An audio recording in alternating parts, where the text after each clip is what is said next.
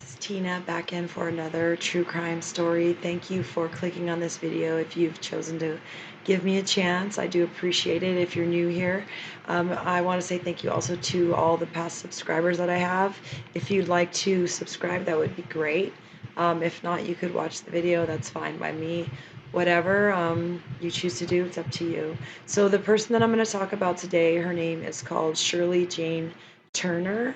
This happened back in the early 2000s. So let me give you a little backstory on Shirley first. So Shirley was born in Canada, 1961. She got an education. She ended up becoming an MD actually, and she had been married twice and had three other children from two previous husbands. So after Shirley ended up getting her second divorce, obviously she found herself single again. And later on, she goes on to meet a man called Andrew Bagby. Andrew Bagby was also a fellow physician. He was younger, he was 12 years younger than her, but he was also successful and he was an up and coming surgeon and doing well. So Shirley and Andrew started seeing each other, and it's said that at the time Andrew had just gone through a pretty bad breakup, I guess an engagement breakup, and that he started dating Shirley.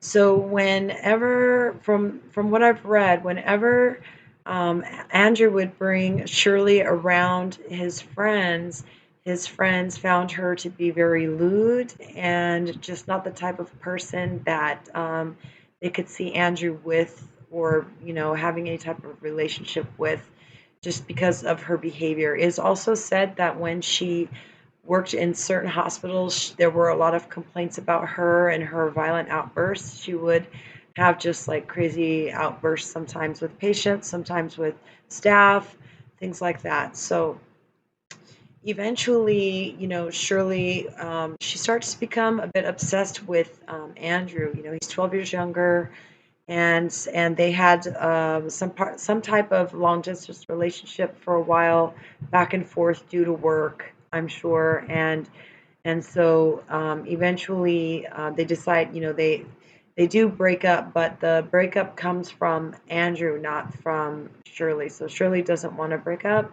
but Andrew does.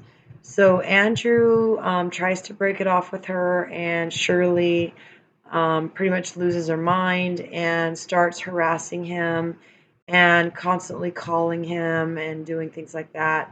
And then even fakes that she's pregnant, tells him that she's 3 months pregnant. So then at one point, she called Andrew and said that she needed to speak to him. She was supposed to be going to some wedding, and she called him and said that she wanted to speak to him, and one of his friends advised him not to, and this friend he also had plans with that night to do something, either work or something. And anyway, the friend advised him not to go meet with her because obviously didn't maybe she was dangerous, or maybe the friend felt something bad was going to happen. So what his fears did come true. So later on, he never got back to his friend, and so they ended up finding him the next day. He had been shot 5 times, 2 times in the head, 2 times in the buttocks, and 2 times in other parts of his body. What's interesting about this is that previous to all this, Shirley had started going to a shooting range and purchased a firearm. So now she apparently, the day that she went to go meet Andrew, she had just came from the firing range. So they were arguing about Andrew possibly having a new girlfriend. I'm not sure if that's true or not, or if that's alleged, if he really did have a new girlfriend. But Shirley was obviously upset about that, and eventually she flees the country. So she flees the country because the very next day they find Andrew's body. He's deceased, and they found, the gunshot wounds, and they were able to link it back to Shirley. But Shirley had already fled the country and went back to Canada. She was born in Canada, and then she went back to Canada. So when she went back to Canada, she ends up actually being pregnant, and she ends up giving birth to a baby boy. in 2002 by the name of Zachary Turner. So eventually, the United States, our country, tried to extradite Shirley Turner back from Canada to face the murder charges against her for Andrew Bagby. So while she's in prison, or she's, in custody in Canada, the baby, Zachary Turner, is in child services in Canada. So somehow, even though Shirley is being extradited back to the United States, she bonds out of the system there. Somehow, I think she paid $15,000 and got out, something like that. And then the Canada, I think it's Newfoundland. Um, One of those child agencies decide to give her the child back. Now, I'm not sure why they would even consider this, especially knowing that she's facing charges in the United States for murdering. They might not have known that Zachary Turner was was the son of Andrew Bagby, but she was being extradited back to face charges of murder. So it doesn't make sense that they would give the child back.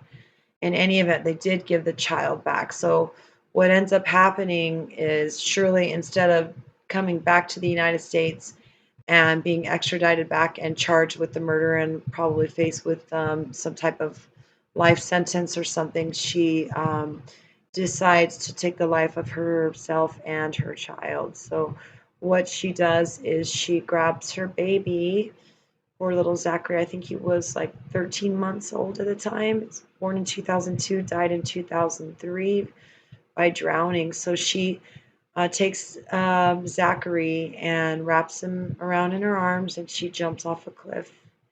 And so Shirley passes away due to her own acts, and her poor little baby Zachary dies from drowning in 2003. I just find it a really, really sad story that, the child was even given back to the mother. There were some issues in 2006 in Canada where they were trying to, or they have changed the laws about, returning the child back to the parent, especially, a violent one, like with this type of, an extradition awaiting, and then also for murder. I mean, it doesn't make any sense that they would have allowed that, but they did. It's too late. What's done is done. The baby's gone. This did happen in 2003. So, it's been a while, but the case is still pretty fascinating. It's a very sad story. I'm sure it's very sad. Shirley did have 3 other children, and then also Andrew's family. I mean, I'm sure they're still mourning the loss of either their son, or if the parents are still alive, or any family members, and also which would have been their grandson. So yeah, this is a pretty brutal story, but in any event, you guys, please just like or subscribe, or continue to watch whatever it is you want to do. I really could use the subscribers, but if you don't want to do that, that's fine too. I just appreciate the fact that you're even here and giving me a chance to listen to the stories. I hope to see you soon in the next video. Until then, take care of yourselves. And by the way, happy belated 4th of July. It's July 5th now, so have a good rest of the day.